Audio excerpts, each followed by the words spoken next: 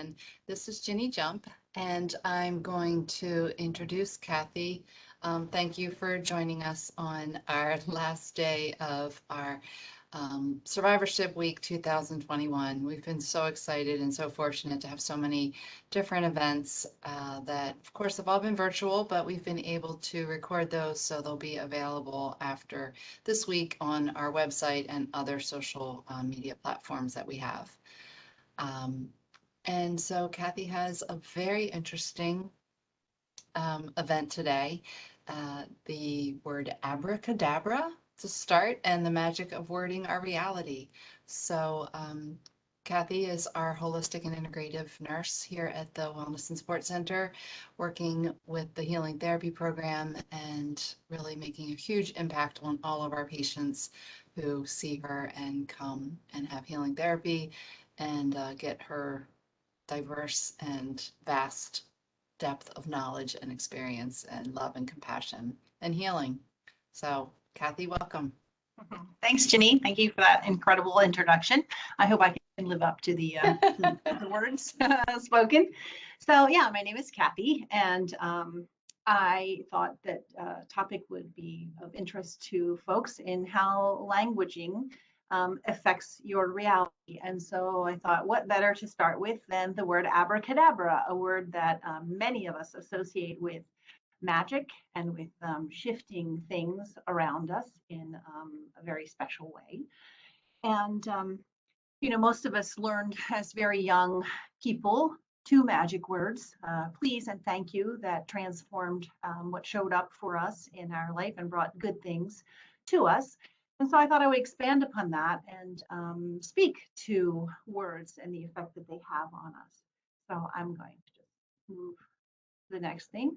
So I'm not sure whether you were aware, but I thought it was quite interesting to read and to learn that the actual word that we use, abracadabra, is just kind of a mishmash of the wording for English speakers of an ancient Aramaic word dating back more than 2,000 years ago that quite literally translates into I create as I speak. And so the traditional word, the way it is pronounced, is abracadabra, which we have changed to abracadabra, the magic word. And it's important for us to realize that it's literally the words that we speak that create the magic in our life, that actually transform what shows up for us and to shift how we are perceived by others and how we actually perceive our own reality. So I wanted to expand upon this a little bit for you and illustrate what I'm talking about. The power of your words is immense, and the words that we speak have an energy to them. Each individual word has its own energy, and we interpret our world through the way we hear the words that are spoken to us. And so those words affect what we see and they affect how we feel. And that's based upon our personal history of our life's experiences and the relationships that we have had through those experiences. The small shifts in the way that we speak and the way that we speak to ourselves can have a very, very big impact upon our life and how it shows up for us. And some just very brief and very easy examples of this that for sure all of us have used in our life many, many times are the words, first of all, I can't. And when at any point, this is something that exasperates parents, of course, when they're dealing with their children, and teachers when they're dealing with their students, when folks say, but I can't. And that actually really stops your ability to look further into the possibilities of how you might do something. Of course, sometimes we say, I can't because we don't want to do something, and that's a whole different story. But anytime you tell yourself, I can't, you have simply just stopped any further exploration.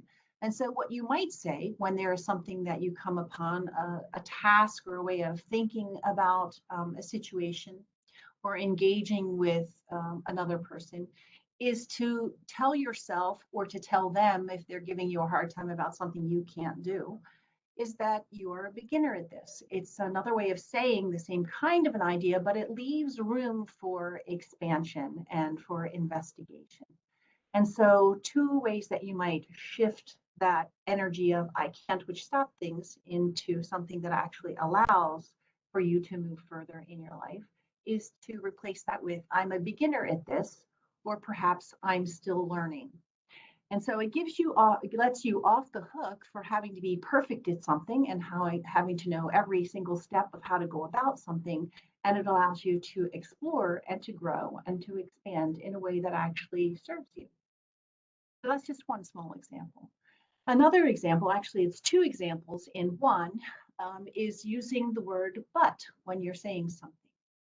And one very, very small example of this is when you're speaking to someone that you deeply care about and you say something really wonderful, and then you say but, which then completely erases whatever you have said before that and highlights the thing that you say next.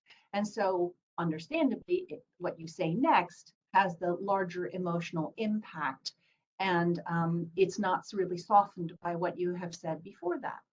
So, an example is, and I just picked pictures that I found that I thought sort of spoke to the emotion that is felt when you use these words in your languaging. And when you say to someone, I love you, but sometimes you annoy me, you get a shutdown kind of in the response from someone you're talking to. And it may be that you're trying to enter into a larger discussion that really helps you to smooth out some of the rough patches in the interaction in your relationship. But when you use but, it stops that. So you may think to replace that with and that really softens it and it helps to bring a greater harmony to the conversation and the energy that you're trying to create with this other person by just replacing and. And you can do this with yourself as well when you're doing self-talk. So the other example is in this last picture where you get a little softer response, sometimes a humorous kind of response, and we certainly can feel this with our special partners and significant others, husbands, wives, um, roommates, whatever, is saying, I love you. And sometimes you annoy me. And that leaves some room for further explanation. It does not discount the fact that you are entering into a loving conversation and you are really embracing that emotion of love and camaraderie and harmony and what have you, and still allows the space for you to enter into a conversation that might be a little bit tricky and might need, some smoothing over. So I would just suggest that you might think about, kind of roll around, play with substituting where you are instinctually wanting to put but into a conversation, to just replace that with an and see what shows up for you in the response from the people with whom you are. So that's just a small thing to think about with the magic of a small shift in the language that you use to express what it is that you're looking to explore. So we'll move on a little bit to another example.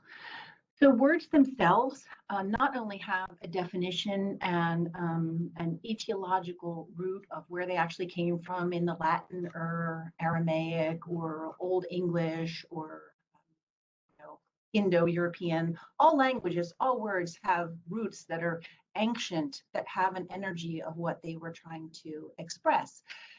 And we don't speak the way they spoke 100 years ago anymore. We use words differently, and words get shaped through time and through experience and through social cultures and what have you. For instance, what used to be cool isn't cool anymore. Sometimes it's hot, sometimes it's rad, what have you. So even though the actual meaning of the word literally is something different, um, or something very precise, the emotion and the understanding and the feeling that comes with the word that you're using is colored, as you see, by society and by experience.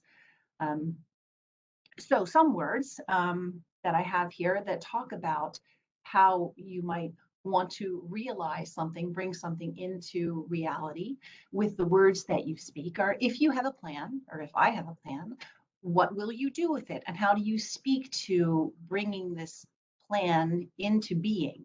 Um, and you can say, we're going to execute the plan. And quite often in our language, we use words that are adversarial, that are very war-like, that have a feeling of, I'm going to fight for this, there's some sort of strife, there's a you against me, what have you, sort of a flavor to the language that we speak quite often. And this is just one example of that. So if you have a plan, a lot of folks will, let's execute this plan. And when you look at the origins of execute, actually, it doesn't sound very friendly of what you want to do. And do you really want to kill your plan, or do you want to actually bring it into reality? And so some other words, softer words, words with a little different flavor and a little different energy and emotion associated to them, is like, for instance, manifest, or to realize. And to manifest, quite literally, in Spanish anyway, speaks to making a celebration with your hands. So the hands are the mana part, and the fest is the party or the celebration. And so it is bringing into action and reality what it is that you had in your mind of something that might be possible to do. And so perhaps if you have a plan, what you would like to do is to manifest it. And when you speak um, in those terms about your plan, it really brings forth that kind of energy of creating a celebration over this idea that you had in your mind as you bring it into this three-dimensional hard reality that we have here. And so another example of that is to use the word instead of execute, to realize. And to realize quite literally means to bring real something that was simply a concept in the ethers, in the mind, in the space. So to realize is the definition I have under here is to cause something to happen. And when you have a plan, it's just an idea. And literally what you're doing with it is you are causing it to happen here in space and time with us so that you can then act on the plan. So it gives actual and physical form to that which was only conceived in the mind.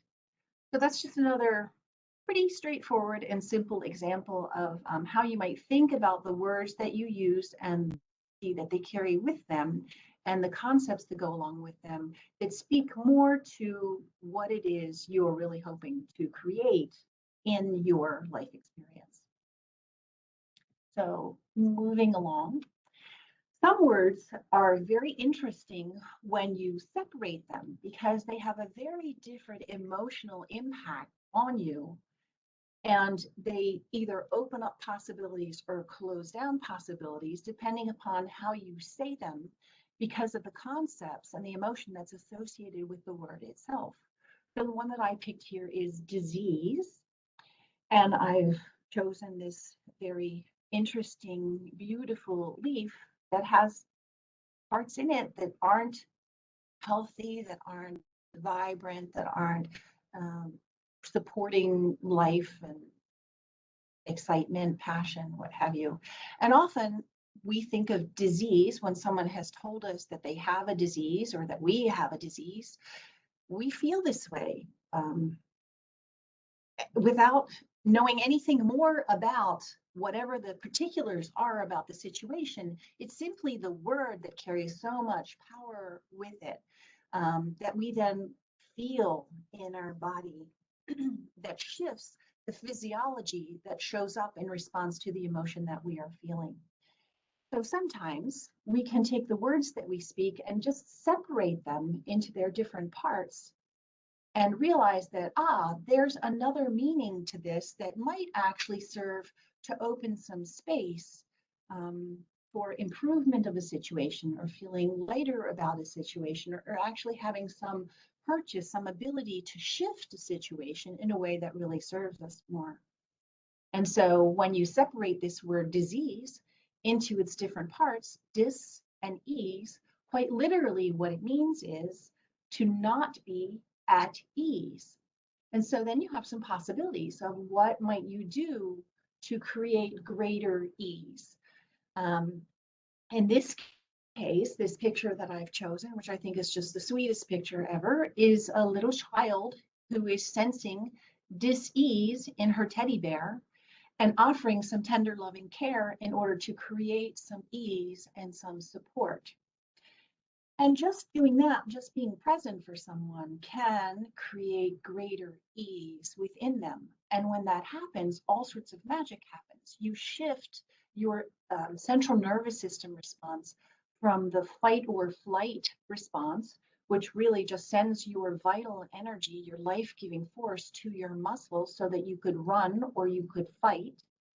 And it takes that life giving vital energy from your core, from your central being, from your vital organs that would normally be being used for digestion of food and assimilation of nutrients and support of your immune system and looking for problem areas that can be dealt with and dispatched with and cleared out of the system and creating greater ease. That energy would also be used for your reproductive organs so that you could perpetuate your beautiful life-giving DNA blueprint of being further into this life that we lead. And so there are a number of things, the rest, digest, and repair that happens when you're not in a state of panic are really important. And normally we would stay in that place of being until we have an emotional upset that says, oh my gosh, your survival is at risk. Stop all of that. You don't have any energy for that. You have to get out of the situation.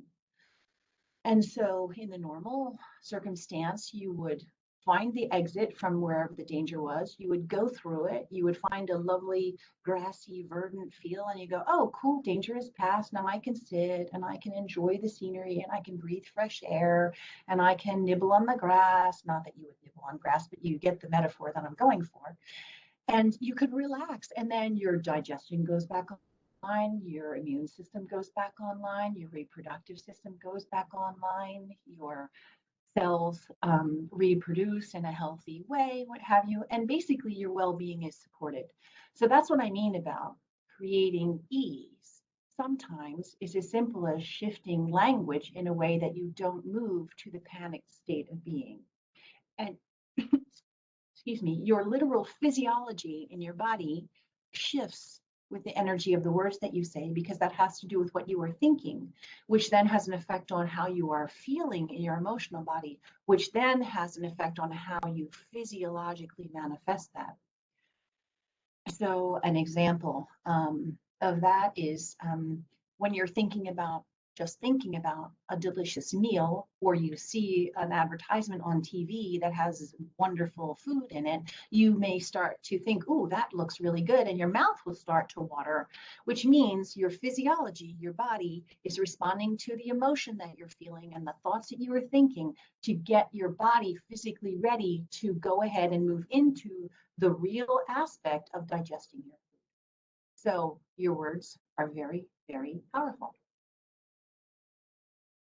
So two words that are the most magic words of all are the I am.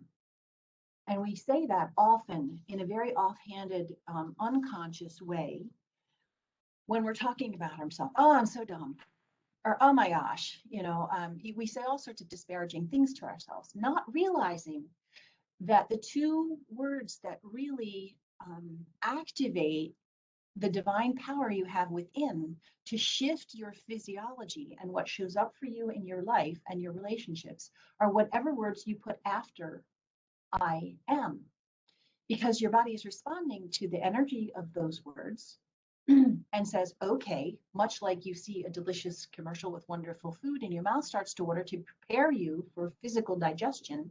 When you hear the words after I am, your body, like a hardware of a computer, is receiving the software that's program that's being inserted with the I am and what comes afterwards and say, okay, let's get ready for being this thing that I have just declared that I am. And so I would suggest that you be very thoughtful about the words that you put after I am. Let me move to another slide here. I have some examples of different things that you could put after I am. And I want you to just sort of feel in your body, your response to if someone said this about you, but when you say I am, you are the someone who's saying this about you. And how does it feel to you? So words can be either empowering, giving us power, allowing us to expand and explore our world in a way that really serves us, or they can be disempowering, which causes us to shut down and to hold in and bite our tongue and stay by ourselves and not explore and not really be able to experience um, more things that enrich our lives. And so if you followed this I am with I am resourceful, you might feel one way. And I picked words that were similar in flavor, but not exact, but speak to the same kind of concepts in the disempowering pile. And so what I've put next to just being resourceful is I am scattered. I go in a lot of different places. And so you may feel differently within you with the energy of the word of saying I am scattered versus saying I am resourceful. So different ways of looking at the same thing, one empowering and one not. So as we move down the list, the other examples are when you say I am resilient. How does that feel inside of you when you speak those words? I am resilient. But if you say I am tough, that has a different flavor to it. And continuing down, I am vivacious. Vivacious meaning full of life, full of energy, active. Or you could say I'm hyperactive. Again, a different feeling, a different energy that you're interpreting in a different way with emotion that has a different effect on your physiology within your body. So moving down, you say, I am flexible. How do you feel? Versus when you say, I'm wishy-washy. I could go either way. Different again. So I'm going to go in the other direction now for these last two. You say, I am resistant. That feels one way. And you move on to, I am strong. That feels a very different way. Strong things do resist. And yet feeling strong, I am strong, feels different. Or I am boring. I don't know about you, but that doesn't feel so good to me. But if I say, actually, I am calm. I am quiet, not interacting with a lot of things in an excited manner.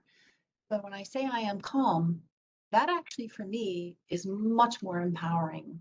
And it allows for a lot greater ease within my physical being, as well as within my mind and my emotion. So those are just some very simple examples of being conscious of the words that you speak, especially when you follow the words and the instructions. I am. Very important. So along with the empowering, disempowering words, I just want you to think about how different words sound to you, sound to your ears, and what they bring to you. So two examples are when someone says, relax, or relax. However they say it, that X at the end of the word, or when words end with the sound, the hard consonant sound. We're very familiar with one particular word that goes, and whenever we say that word, it's like boom, you know, like an axe falling down. It definitely just separates things like that. So those kind of words can be disquieting to our system. Words that end with a very hard sound. We can think of that word too. Something didn't go your way and you go, it again, it expresses an emotion, the energy of an emotion when you say those words. So my example of relax sounds more like a command or a demand to be done. However, if instead you have relax, you tell someone release, or you ask someone to release, or you allow your body to release. Release is softer. It's more of a permission. It has the energy of allowing as opposed to demanding. And so the energy of those two words also can be very potent in what you actually do inside of your body, how that shifts what shows up physiologically for you. So two other words I'd like you to consider with the power that they have, that are words that are used and thrown about quite a bit, especially when things in the world are not going the way that we would like them to go. Sometimes we say what we want is a revolution. What we need is a revolution. We have to have a revolution. When you take that word apart, the energy of that word says that we're going to revolve. And to revolve means to circle back around. And is that really what we want? Do we really want to revolve and go back again where we were before? That's what a revolution really is. And I would say that if things are not going the way that you would prefer that they go in your experience, maybe a revolution is not what you want. Perhaps what you want is the energy that expressed in the word an evolution. And to evolve literally means to transcend, to move above, to move through something to a different place. And so again, there we have the energy of the words that we use pretty commonly, and the energy that our incredible mind, body, emotion, spirit already knows by the energy of the word, by what it is that we have experienced in our life and our relationships coming up to this very moment. And so we do actually respond, we individually respond, and those around us that we are in relationship also respond to the words that are spoken from our mouth, because those words don't only have a meaning that is in a dictionary, but they also have a feeling and an energy that is associated with them that is perceived in a very subtle yet incredibly powerful way. So keeping all of this in mind that I just kind of gone through, I would like you to be mindful of your, or I would invite you to be mindful of your self-talk. And this is where a lot of us get into trouble and difficulty, and where we have an experience dis-ease within ourselves, which is not something that we want to do. What I tell folks that I work with in the Wellness and Support Center, and often through Healing Touch, and always when I am finished with a session and sending folks on their way into their life, I say, be good to yourself. Be good to yourself. Speak good things to yourself. Speak lovingly to yourself, because you are setting the example for the entire world how you deserve to be treated. And your language speaks very powerfully to them and to you about the energy of that acceptance, appreciation, an honoring, what have you. And so I've just put in some different points here, things to consider when you're engaging in your self-talk, that thing that goes around in your mind and first thing you wake up and before you go to bed, and what you tell yourself about yourself. So how would you speak to your very dearest friend? I think if we said the words that we say to ourselves, to our very dearest friend, we would not think we were being very kind to them. And so I invite you to be as kind to yourself with your words as you are, and your thoughts of words, as you would be to your dearest friend. Know and understand that at any given moment, you are always doing the very best that you can with what you know, where you are right now. You can always look back, as they say, hindsight is 2020, and say to yourself, well, I should have done this, or I should have said that, or I should have taken this step or this path, or what have you. And that is only because you are seeing it after you've experienced more life, and you're looking back and you go, oh, well, what I know now I would definitely make a different choice. However, in any given moment, you are always making the best choice you can make for you, where you are with what you know and the resources you have. So allow yourself some space around that. So again, I would invite you to show yourself compassion, the compassion that you would show a very good friend. because the words that you speak, especially the words you speak to yourself, change what shows up for you. So what's in your heart's desire? What's in your heart's desire for you to experience in this life? Speak to that. What it is you're really looking to experience, not what you don't want anymore. Allow that to just fall behind you. Speak to what it is you're really looking for. So release the judgment and the negative self-talk. Practice doing that. I invite you to practice releasing that. And any conditionality for accepting yourself where you are right now. Because as we said before, you're doing the best you can with what you have where you are. Acknowledge your body. If you are in a space of dis-ease, acknowledge your body, your mind, and your spirit for all the wonderful practices that go smoothly for you every day, for your breath that comes in and out without you having to think about breathing, for your heart that is beating and circulating your oxygen and circulating your nutrients around through your whole body, through every organ, every tissue, every cell, to bring what is needed and to carry away what is no longer. Allow yourself to experience joy in the mundane, in the everyday. There's always something to appreciate about your day. And I invite you to be mindful in the way that you see that and the way you speak about that to yourself in a way that allows you to really experience physiologically the energy of joy within your body. When you do that, you breathe more easily, your heart beats with less strain, your organs are perfused, you release waste products. All sorts of wonderful things happen when you allow yourself to experience joy in the little things, even when life is very incredibly stressful, when you can talk to yourself beautifully, lovingly, compassionately, and speak that energy, you also receive that energy and your body feels it. And then, as far as self-talk, realize and be assured that there is only one constant in this life, and that is that change will happen, which is kind of funny when you think that the only thing is constant is that nothing is constant. So again, give yourself some space to release if you choose, and to speak lovingly to yourself and allowing yourself to know that things that are difficult won't always be difficult. Things will change. Life goes on.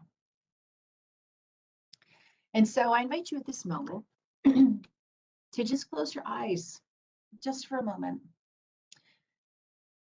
And as you close your eyes, do you tell yourself, as I breathe, I embrace my authentic, loving voice. And as I rest, I bring vitality to my body and peace to my mind. And as I release, I open the space for healing and for the enjoyment of my life.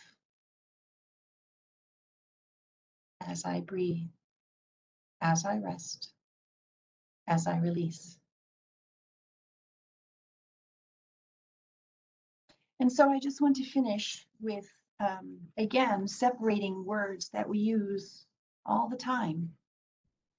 I offer you an invitation as you open your eyes to remember, to call back to yourself all of the loving acceptance and acknowledgement which has become separate from you, using the mystical and the magical power of your words.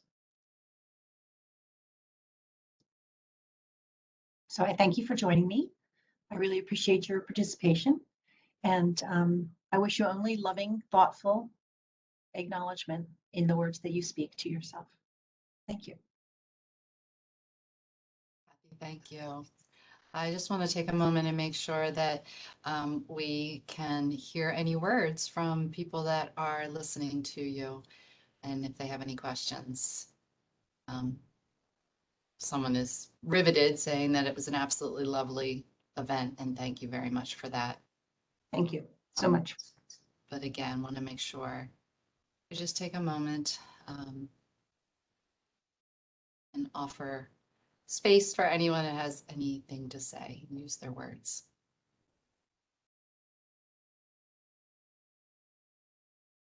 You're welcome. Good. I'm glad you see that.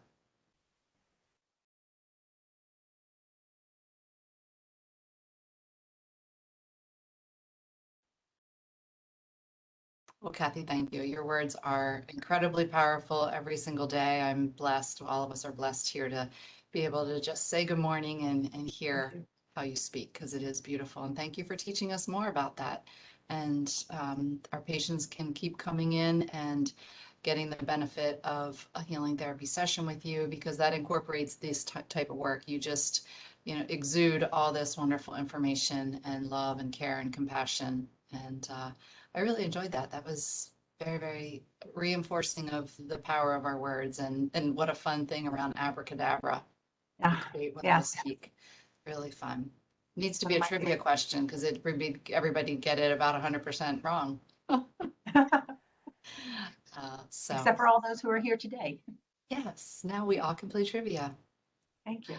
All right. Well, thank you, Kathy, very much Yeah. for all your efforts. Again, You're your love welcome. and compassion. And this is recorded, so we'll be excited for people to see it when they can. Thank you so much. Thank you. Thank Take you care. again. Have a great Bye, weekend. everybody. Bye.